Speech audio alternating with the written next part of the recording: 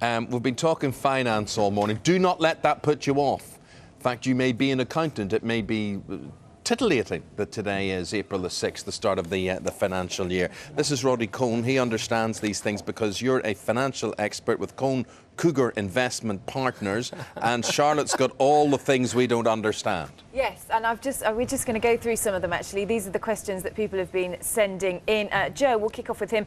He wants to know how it could affect him. He's a young teacher who rents. I guess that would depend on what salary he was on, wouldn't it? But yeah, probably not a great salary, being a young teacher. No, and it certainly is going to affect him in the sense that his single person's allowance will have increased by £1,000, so he's better off in that sense. But clearly all the indirect taxes are the things that are likely to affect him adversely. So he'll probably see national insurance as one of those things that isn't a direct tax. It's the same as income tax, effectively, and he'll be paying about £188 a year more for that.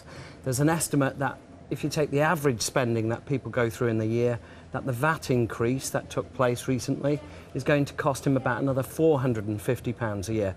So in his case, it's probably fair to say he'll be about £700 a year worse off. You just sit here and you think, do they deliberately make our tax system so complicated that none of us understand it, and then they can, you know, get whatever money they want right, left and centre for us? So although the government are saying today 80%, 8 out of 10 people are going to be better off with all of this, I mean, patently, you've got to look and you say there are VAT increases, there are national insurance increases, there's cost of living increases.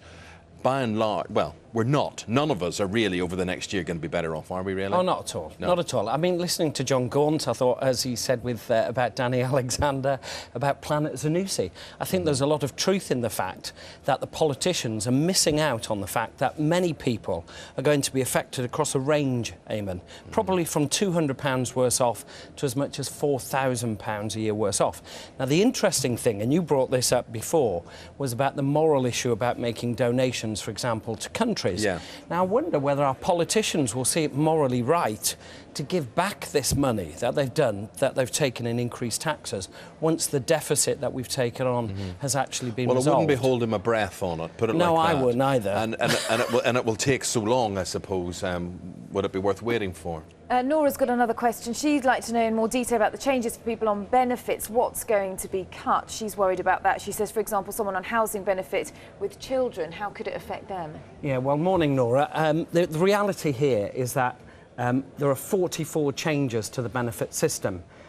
26 of those are going to negatively affect people, so we know that. Individually, if you're on very low incomes, there have been small improvements, but the best thing you can do is obviously get in touch with the organisation that normally deals with your benefits and ask them to recalculate them for you. But child tax credits, for example, have been frozen.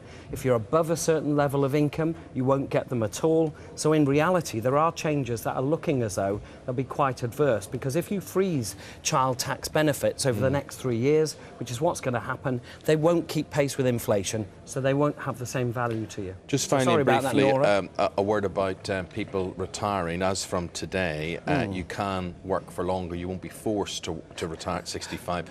I'm sure for a lot of people it's not an option. They're going to have to work for longer now. Yeah, and again, people are getting frustrated by the new simplification of the pension entitlement, which is, once they've worked out all the maths, will actually change from, say, the basic state pension of £95 to around £140. And so consequently, there are some modest improvements in there, but again, some people will lose out when those changeovers kick in. Roddy, appreciate your perspective on things. Thank you very much indeed. That's financial expert Roddy Kohnn.